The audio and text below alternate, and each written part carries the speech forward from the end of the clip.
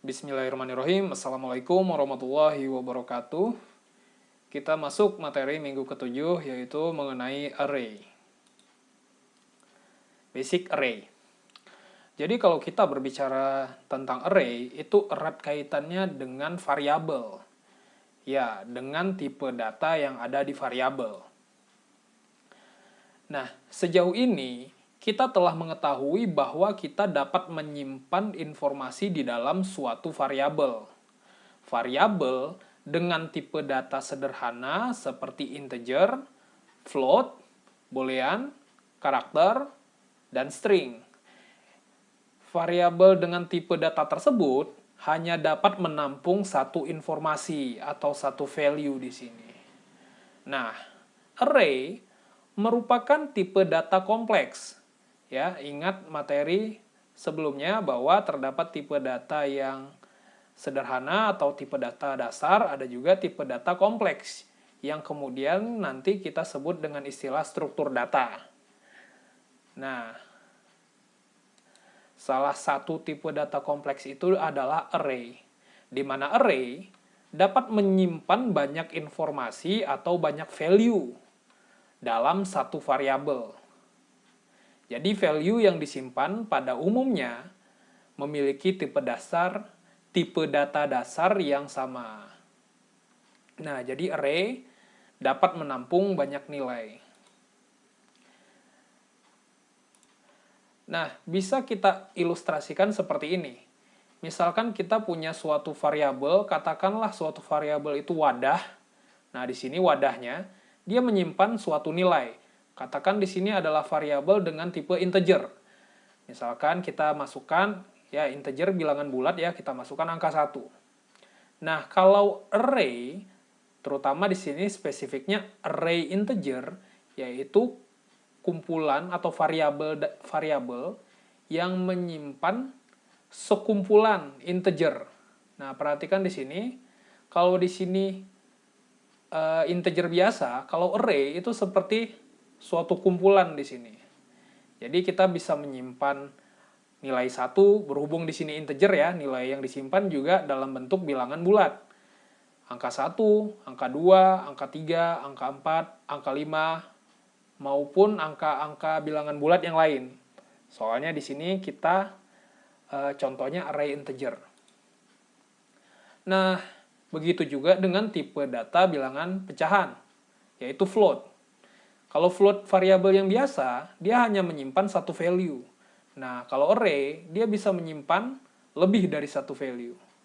Nah, perhatikan di sini 1, 2, 3, 4, 5. Nggak sekedar 5 ya, nanti kita bisa atur mau seberapa besar panjangnya. Nah, itulah yang disebut dengan array. Oke, kemudian contoh lainnya misalkan karakter. Nah, di sini misalkan menyimpan satu karakter, kalau tipe data yang biasa ya. Nah, kalau array karakter itu bisa menyimpan banyak nilai di sini. Nah, jadi variabel array itu memiliki ukuran. Nah, ukuran itu ditandai dengan di sini. Kurung siku. Nah, biasanya array ditandai dengan variabel, ya ini nama variabel ya. Kemudian di sini ada kurung siku. Nah, biasanya ketika kita melihat ada suatu variabel yang ada kurung sikunya, itu merupakan suatu array. Nah, di sini ukuran array bisa ditulis seperti ini. Misalkan my characters 5. Berarti ada 5 kotak lah. Ada 5 value yang bisa disimpan. Nah, seperti itu. Jadi, my characters 5 ini,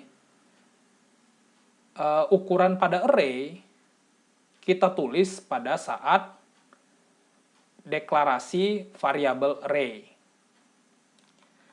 Nah, nanti akan kita contohkan cara mendeklarasikan suatu array ya. Untuk kali ini, kita lihat saja dulu ukuran dari array. Nah, misalkan di sini, my numbers. Nah, perhatikan di sini ada kurung siku, itu menandakan suatu array, variabel dengan tipe array. Nah, di sini menyimpan 4 informasi. 10, 9, 5, 8. Nah, kemudian kita mengetahui bahwa terdapat banyak informasi yang bisa disimpan. Nah, informasi yang disimpan di suatu variabel array itu memiliki yang dinamakan indeks. Indeks di sini berarti posisi dari nilai yang disimpan. Nah, posisi pertama, posisi misalkan contoh di sini posisi pertama yang di atas ya misalkan. Posisi pertama kita beri indeks 0. Jadi untuk array indeks 0 merupakan tempat untuk menyimpan data yang pertama. Jadi data pertama disimpan di indeks 0. Kemudian dilanjutkan indeks 1 di sini, indeks 2, indeks 3, dan indeks 4. Jadi di array kita menghitungnya nggak mulai dari 1, tapi dari 0. Jadi sekali lagi ketika kita berhadapan dengan array, kita harus mengetahui bahwa indeks dimulai dari 0. Nah, di sini my characters, karakter M di sini disimpan di array indeks 0. Karakter I disimpan di array indeks 1, S di indeks 2, H di indeks 3, dan A di indeks 4 misalkan. Nah, di sini jumlah array-nya adalah 5. Maksud saya jumlah data dalam array-nya adalah 5. Nah, misalkan di sini contoh my numbers dengan 4 data. Nah, di sini data yang pertama, ya data yang pertama kita sebut dengan indeks ke 0 ya. Kalau disebut data pertama, itu indeksnya 0. Nah, jika data terakhir, berarti indeksnya adalah size dari suatu array dikurang 1. Karena kita mulainya dari 0.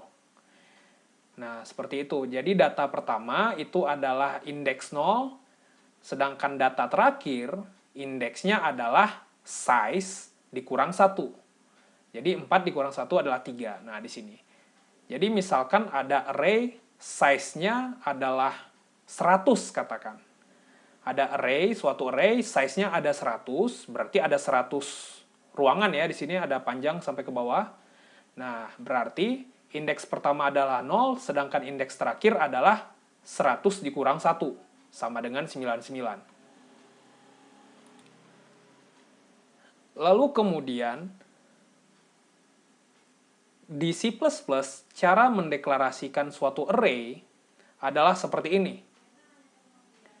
Jadi, seperti biasa kita menulis tipenya, misalkan ada integer, ada float, ada boolean, ada karakter, ada string, lalu menulis nama variabelnya.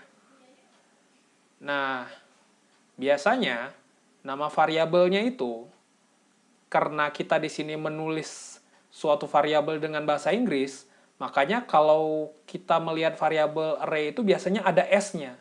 Ya, seperti bahasa Inggris ya, apple itu 1. Kalau apples, nah itu banyak. Nah, biasanya kalau array itu penamaannya itu seperti ini, ada S-nya kalau menggunakan bahasa Inggris. Jadi my numbers misalkan. Nah, di sini kita tulis size-nya mau berapa. Nah, di sini misalnya size-nya 5. Nah, kemudian sama dengan, nah di sini kita menggunakan kurung kurawal untuk mengisi nilai-nilai yang ada di dalam array. Misalkan data pertama kita masukkan 1, data kedua 3, data ketiga 2, 5, dan 4. Nah, seperti itu. Jadi perhatikan di sini, kalau misalkan ditanya indeks my numbers, indeks ke 0, nah indeks 0 datanya berapa? 1. Kalau indeks keempat, indeks 4 Nah, 0, 1, 2, 3, 4. Yang 4 berarti di sini. Kalau indeks 2, 0, 1, 2 berarti di sini. Nah, seperti itu. Jadi seperti ini cara mendeklarasikannya. Nah, ini 1, 3, 2, 5, 4.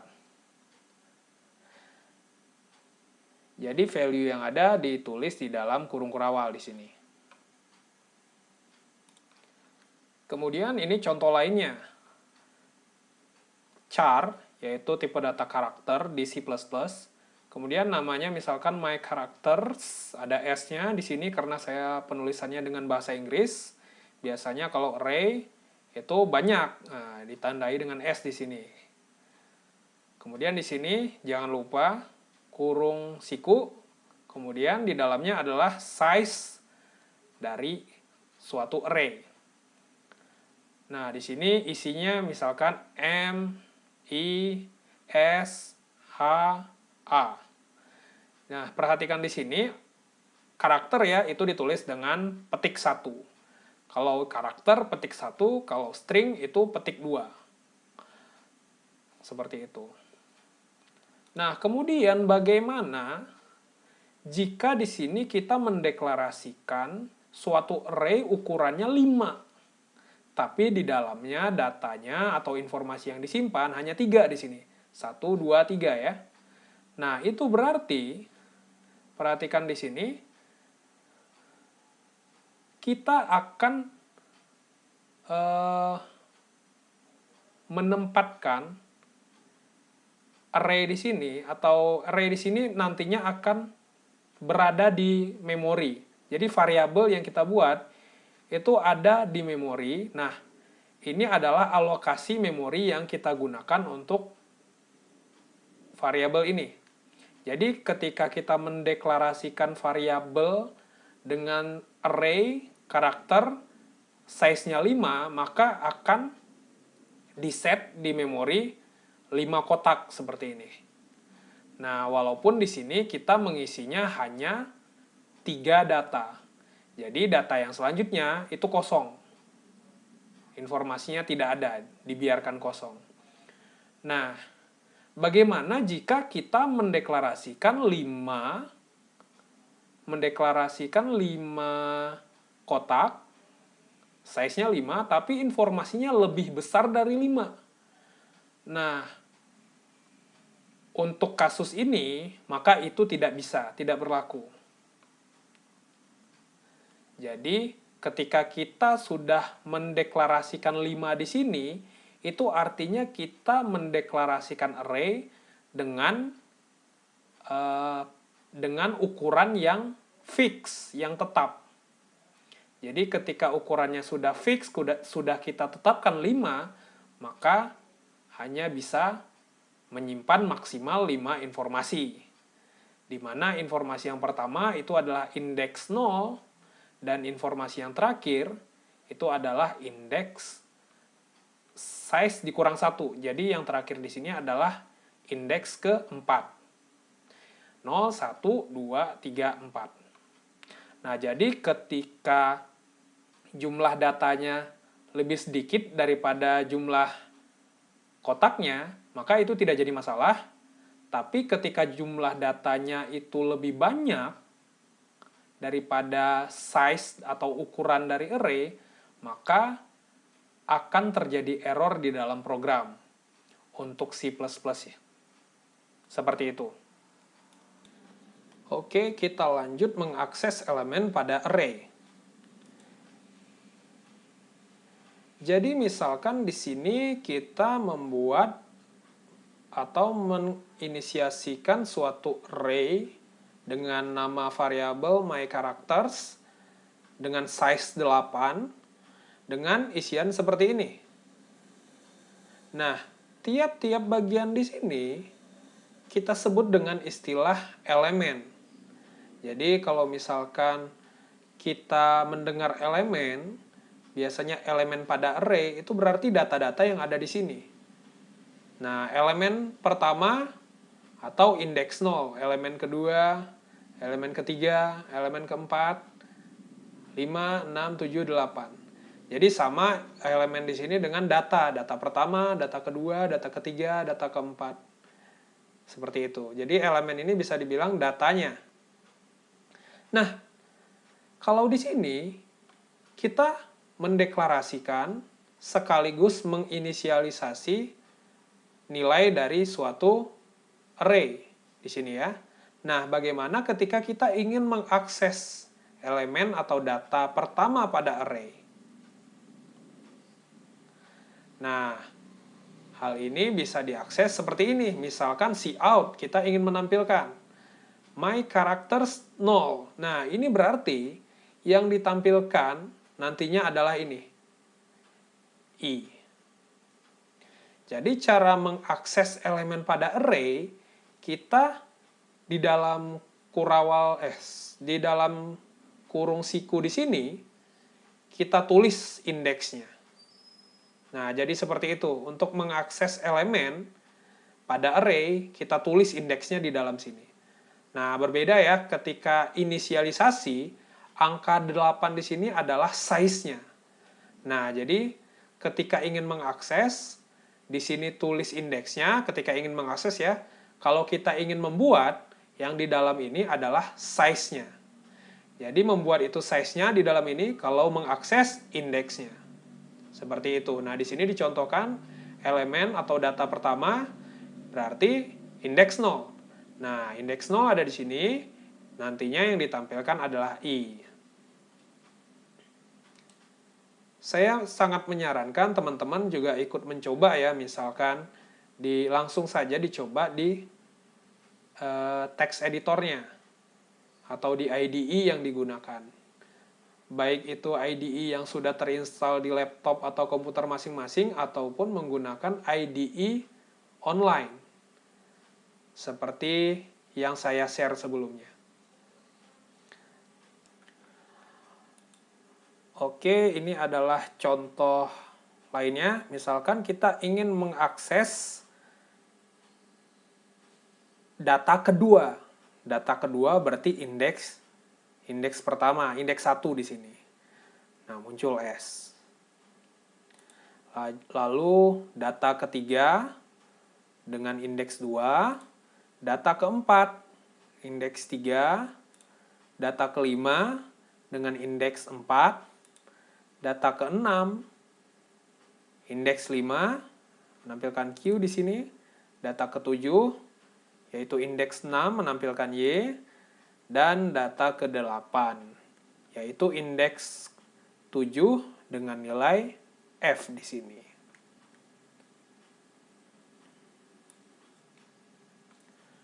Oke, di sini saya ingin memberikan sedikit gambaran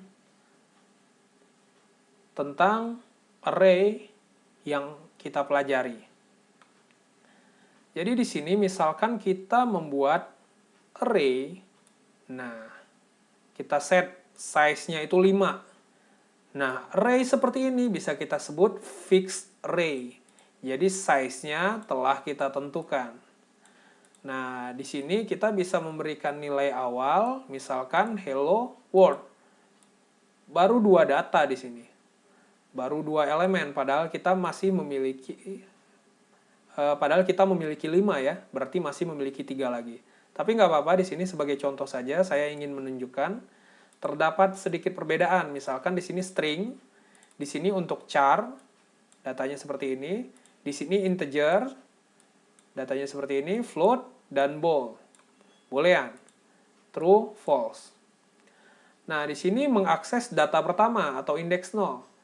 Berarti di sini kita perhatikan, kebayang ya, ketika my string 0, berarti yang ditampilkan adalah hello di sini. Lalu my char index 0 berarti A. My integers 0, 1. My floats 0, itu adalah ini. Nah, kalau bool, yang ditampilkan, kalau true, defaultnya nanti yang akan ditampilkan adalah 1. Kalau false adalah 0. Jadi seperti itu kalau bools. Nanti akan kita run sekalian. Di sini kita membaca codingannya dulu. Lalu kemudian di sini kita mengakses data kelima. Nah, perhatikan di sini ya. Di sini indeksnya 4, berarti data kelima.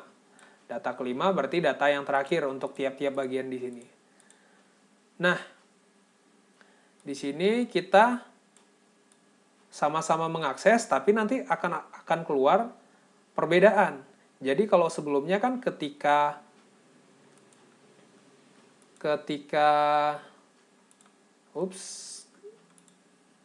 di sini,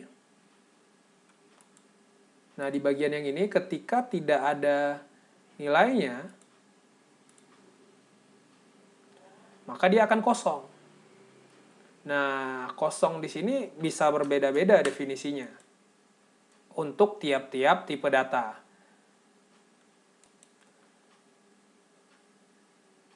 Perhatikan di sini, kita run saja.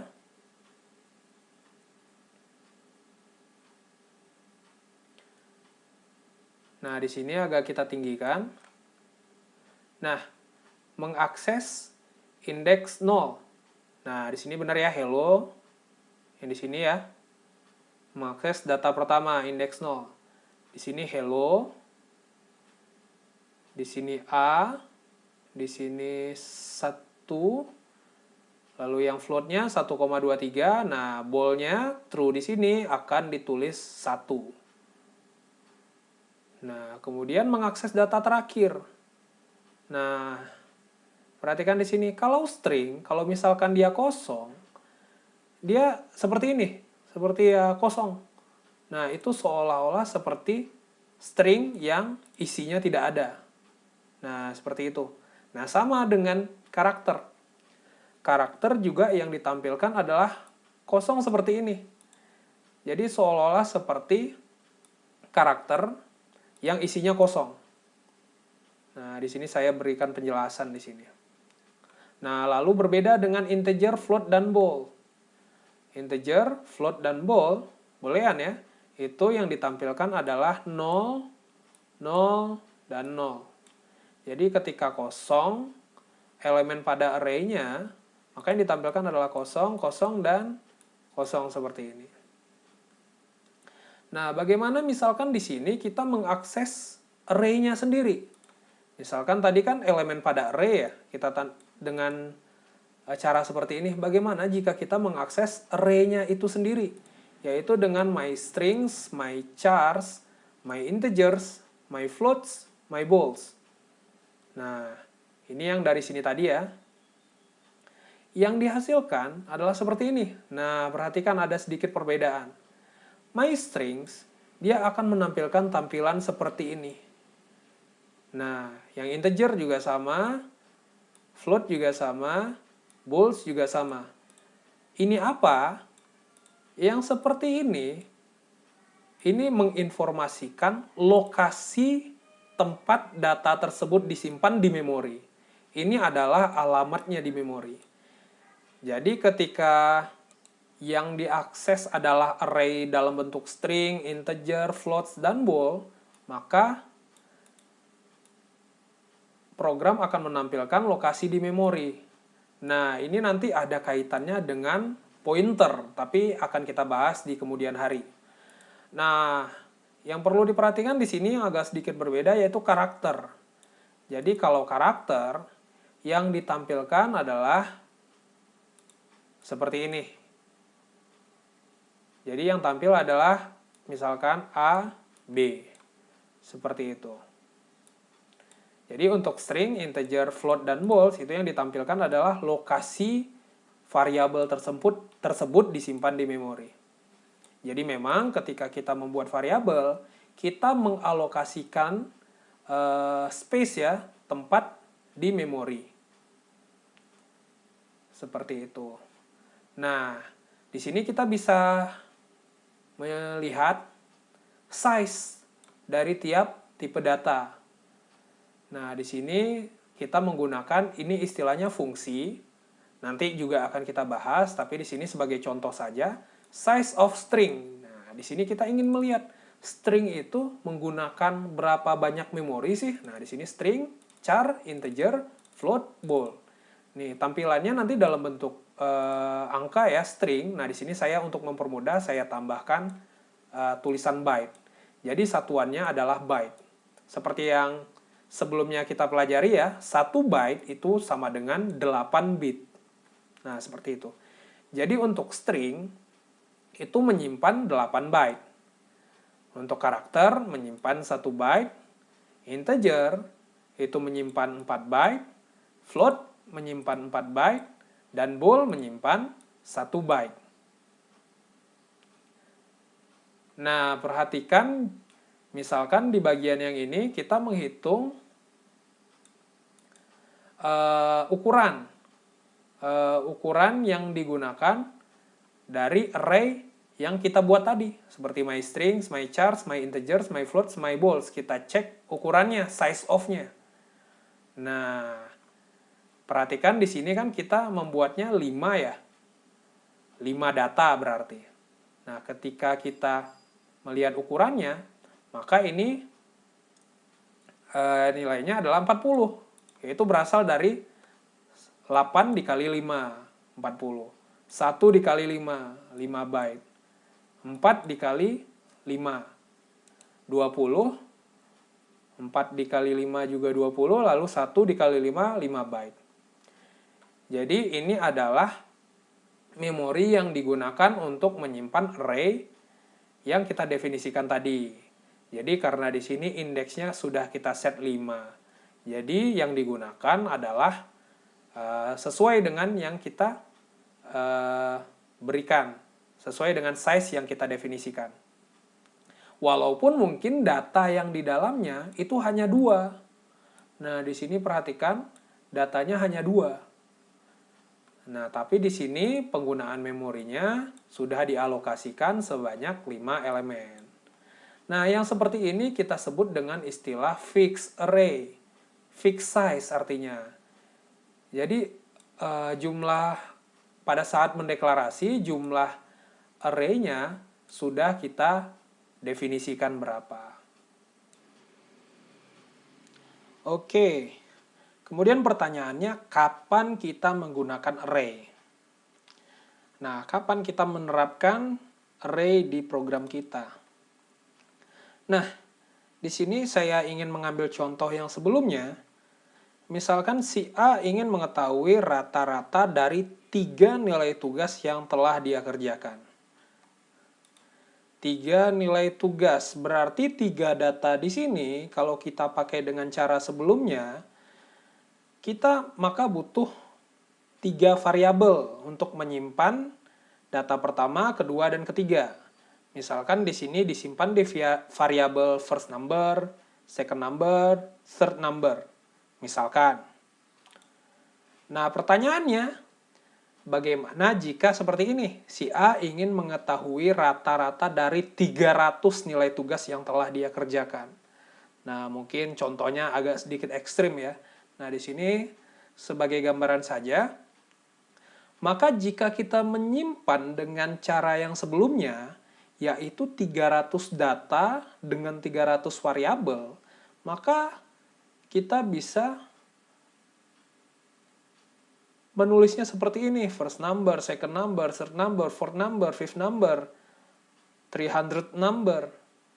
Jadi butuh 300 variabel, dan itu membuang-buang waktu untuk mendeklarasikan. Nah, jadi variabel-variabel yang ada perlu dideklarasikan kan? 300 variabel kita deklarasikan. Nah, itu membuang-buang waktu. Nah, disinilah peran dari array. Jadi kalau kita perhatikan kan datanya itu sama-sama misalkan integer katakan, atau float mungkin nilainya ada komanya, tapi katakan nilainya integer, tipe datanya sama dan sifat datanya juga sama, yaitu nilai. Nah, yang kayak gini bisa kita minimalisir dengan menggunakan array. Jadi di sini deklarasinya cukup 1 baris. Nah, kalau di sini satu variabel 1 baris berarti ada 300 baris ya. Nah, kalau di sini cukup 1 baris saja, yaitu integer. Misalkan nama variabel array-nya adalah my numbers. Nah, di sini karena bahasa Inggris saya pakai S, jadi menandakan bahwa banyak. Kemudian buka kurung siku, size-nya, tutup kurung siku, dan diakhiri dengan titik koma. Jadi cukup dengan satu baris. Nah, seolah-olah kita membuat array dengan ukuran 300 di sini. Jadi bisa menampung 300 data. Berarti di sini memiliki 300 indeks. Indeks pertama adalah 0 di sini. Input yang pertama ya, input yang pertama kita simpan di indeks 0, input kedua di indeks 1. Nah, sampai input ke 300 kita simpan di array indeks 299. Seperti itu. Nah, ketika kita deklarasikan seperti ini berarti nilainya belum ada. Nah, nilainya belum ada. Kalau integer, defaultnya ketika belum ada nilainya adalah 0, 0, 0, 0, dan 0. Jadi default integer, array integer kalau belum dideklarasikan adalah 0. Seperti contoh yang sebelumnya. Jadi integer, float, boolean. Nah, itu ketika ditampilkan datanya adalah 0. Kalau string dan karakter itu seolah-olah string yang tidak ada isinya dan juga karakter yang tidak ada isinya. Nah, kita lanjutkan di sini. Algoritma dalam bentuk pseudocode-nya untuk kasus yang ini tadi nih. Mengetahui rata-rata dari 300 nilai tugas yang telah dia kerjakan. Jadi ketika kita menggunakan array, maka nantinya ketika menyimpan data, kita menggunakan pengulangan di sini. Menggunakan looping. Jadi ketika bermain-main dengan array, itu akan akrab dengan looping.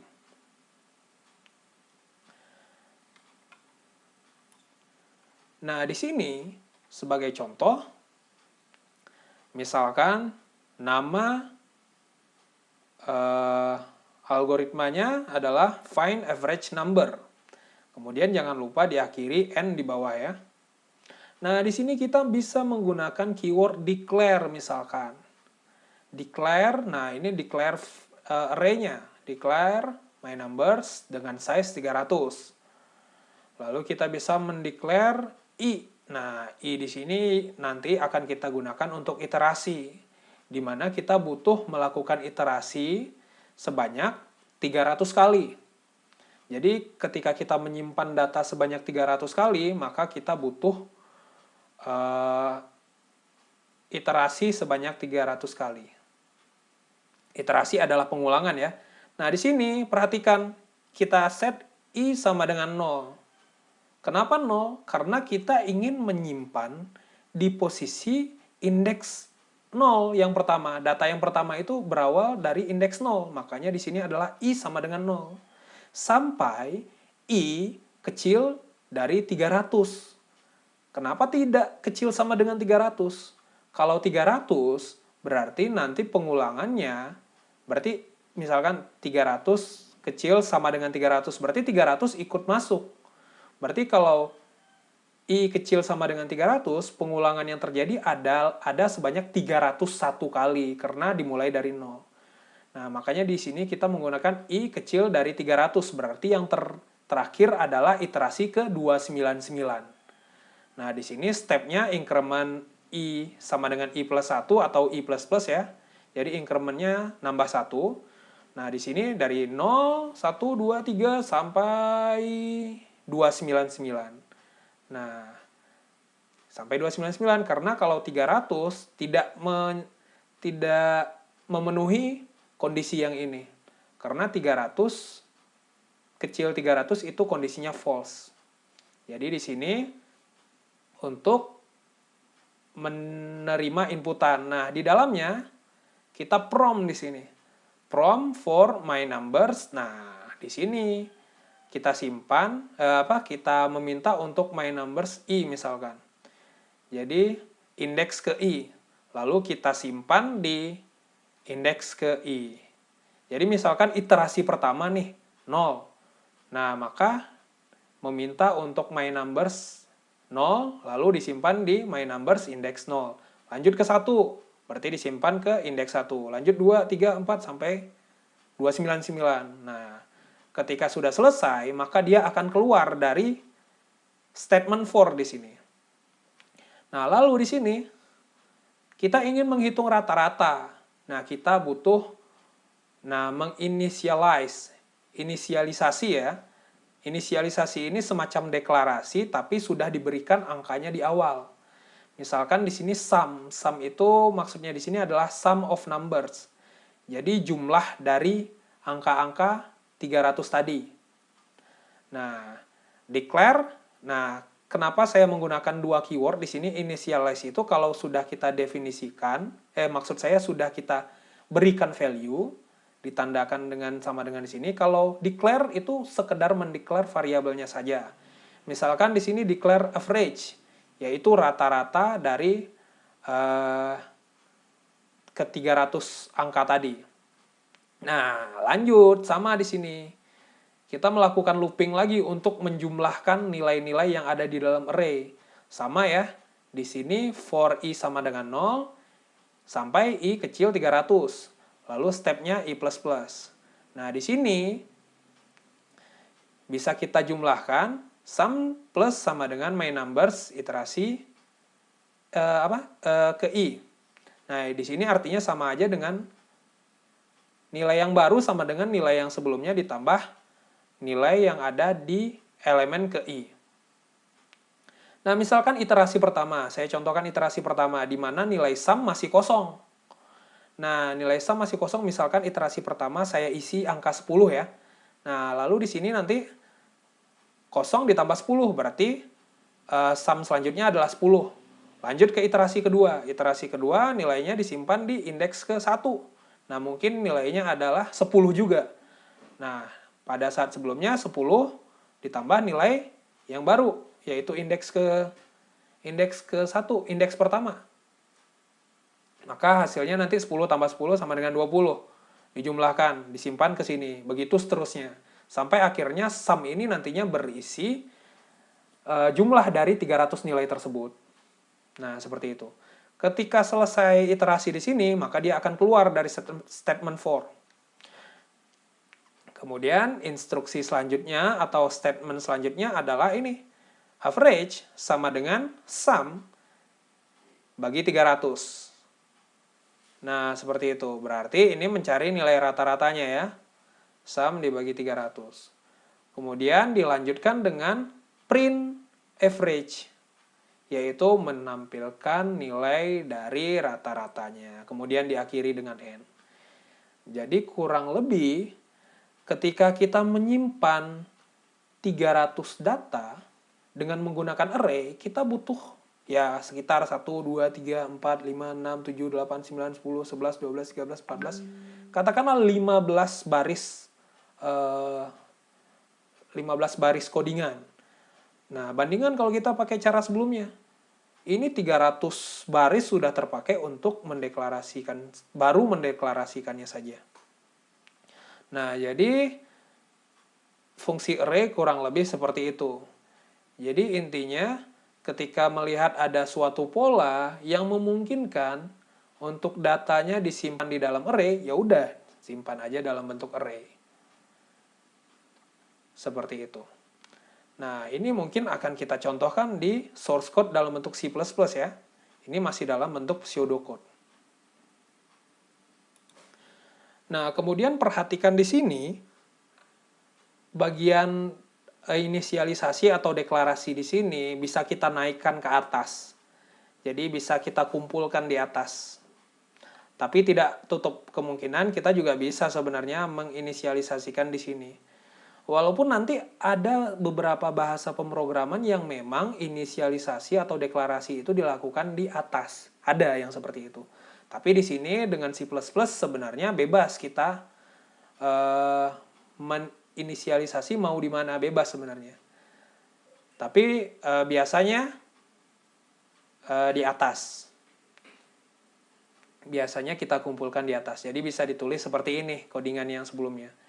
Declare array my numbers dengan size 300, declare i. Nah, i di sini itu untuk iteration. Iteration itu pengulangan. Jadi mungkin ketika kita melihat codingan, itu banyak melihat for i. Nah, kenapa i? I itu berasal dari kata iteration, angka depannya. Jadi biar kalau kita tulis iteration di sini terlalu panjang, makanya kadang cukup disingkat dengan i. Nah, jadi mungkin sebelumnya saya pernah menyatakan kalau memberikan variabel, berikan kata yang bermakna. Nah, jadi mungkin di sini contoh di sini kurang baik sih sebenarnya. Lebih baik kalau kita menuliskan katanya dengan iteration di sini. For iteration sama dengan 0, to iteration kecil 300. Nah, iteration plus plus misalkan. Jadi sebaiknya seperti itu. Nah, tapi mungkin karena i di sini adalah bisa dibilang hal yang lumrah, jadi bisa kita tulis seperti ini. Jadi kalau untuk variabel lainnya, berikan kata yang bermakna atau nama variabel yang bermakna, sedangkan contoh iteration di sini atau i di sini bisa seperti ini saja. Nah, seperti itu. Jadi jangan lupa dikumpulkan deklarasi di atas ya, deklarasi atau inisialisasi. Nah, lalu kita contohkan saja studi kasus yang ini tadi ke C++ dengan menggunakan array dan looping. Nah, di sini seperti tadi, mungkin agar enak, bisa kita sebelahan saja ininya. Nah, seperti ini.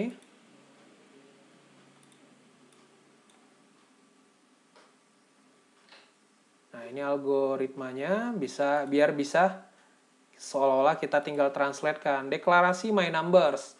My numbers di sini mungkin integer atau mungkin boleh float. Kita coba float ya. Float misalkan my numbers dengan size 300. Nah, lanjut. Increment itu harus i. Jadi karena di sini incrementnya bilangan bulat ya 1, 2, 3. Nah, itu integer. I kemudian sum. Nah, sum di sini mungkin juga boleh float jumlahnya. Float sum. Nah, di sini karena kita mulai dari jumlahnya itu dari 0, maka bisa kita inisialisasi dengan 0 di sini. Lalu float average-nya ya udah seperti ini. Nah, lalu kita masuk ke for. For i sama dengan 0. Nah, di sini sampai i kecil 300. Lalu i plus plus. Kemudian kita buka kurung kurawal di sini untuk menuliskan statement-nya yang akan dilakukan. Misalkan di sini cout. Nah, misalkan di sini kita ingin memasukkan data. Jadi mungkin silahkan masukkan data ke, nah, misalkan data ke, lalu di sini kita tulis iterasinya. Nah, kalau kita pakai i di sini, maka data ke 0 ya di sini. Nah, tapi di sini bisa biar human readable, biar mudah dibaca, bisa kita bikin seperti ini. I plus 1. Jadi untuk iterasi pertama, dia akan menampilkan silahkan masukkan data ke 1 misalkan. Nah, misalkan kita bikin kayak seperti ini. Nah, lalu kita bikin sama dengan, nah, di sini terpotong, line. Nah, kemudian di sini untuk tiap-tiap data, tiap-tiap iterasi, kita simpan. Kita simpan ke my numbers. Nah, di sini kalau iterasi pertama disimpan ke indeks 0. Iterasi ke selanjutnya 1, 2, 3 sampai ke 299. Nah, seperti itu.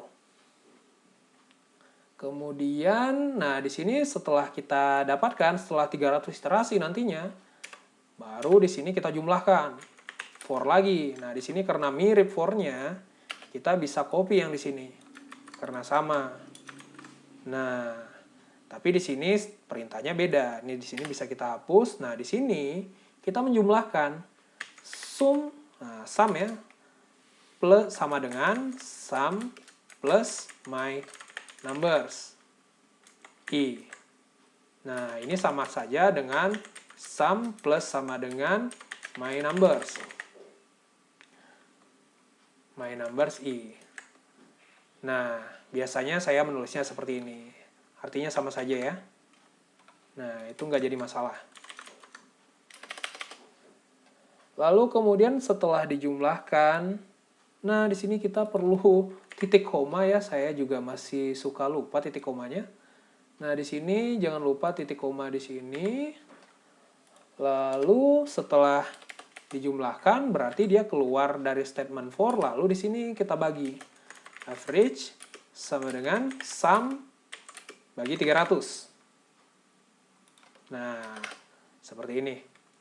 Kita coba jalankan, misalkan ini kita geser saja dulu. Lalu kita jalankan. Biasanya kadang suka ada bug. Nah, di sini perhatikan titik koma. Jadi kadang pertama kali ngeran itu biasanya selalu aja ada bug-nya atau selalu aja ada errornya. Nah, itu nggak jadi masalah. Kita baca errornya, kemudian kita cari, oh ini kurang titik koma sepertinya. Nah, seperti ini. Silahkan masukkan data pertama. Nah, misalkan data pertama 10. Enter. Data kedua 10. Sampai data ke 300. Nah, nggak mungkin ya. Sebagai contoh, mungkin nggak sampai 300 di sini saya bikin. Di sini saya stop saja.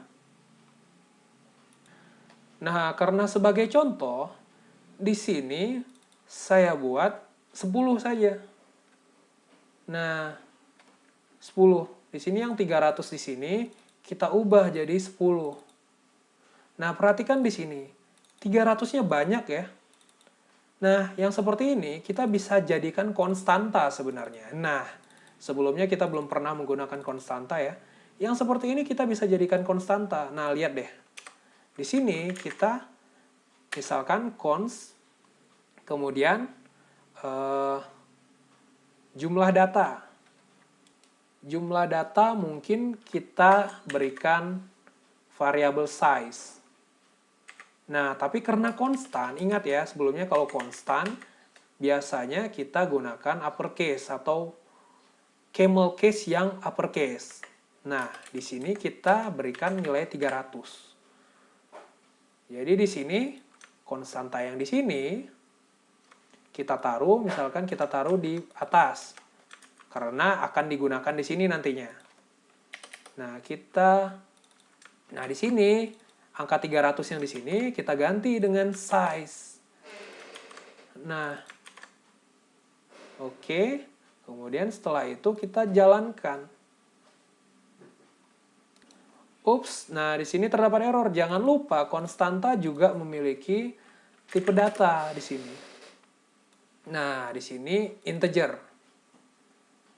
Nah, di sini size-nya itu integer, tapi tipenya adalah konstanta. Di mana konstanta nilainya atau variabelnya size ini nantinya tidak bisa diubah ketika program jalan. Nah, seperti itu. Sedangkan variabel biasa itu nilainya bisa berubah.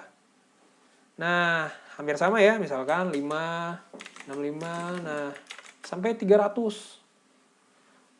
Nah, tapi kan sangat tidak mungkin di sini kita mengetik sampai 300, makanya di sini saya ingin merubah cukup 10 data misalkan. Nah, cukup 10 data atau mungkin 5 data saja. Sebagai contoh di sini. Nah, di sini karena kita telah memberikan konstanta di sini atau menjadikan di bagian sini ada variabel, maka kita cukup mengganti yang di atas ini saja. Jadi kita tidak perlu lagi mengganti, misalkan tadi di sini 300 ya. Kita tulis 5, 5, 5, misalkan di sini 5. Jadi tidak perlu berulang-ulang. Nah, jadi ini bisa cukup kita tulis dengan size, seperti ini. Jadi intinya membuat program itu adalah untuk memudahkan kita sebagai seorang programmer. Jadi tidak menyusahkan.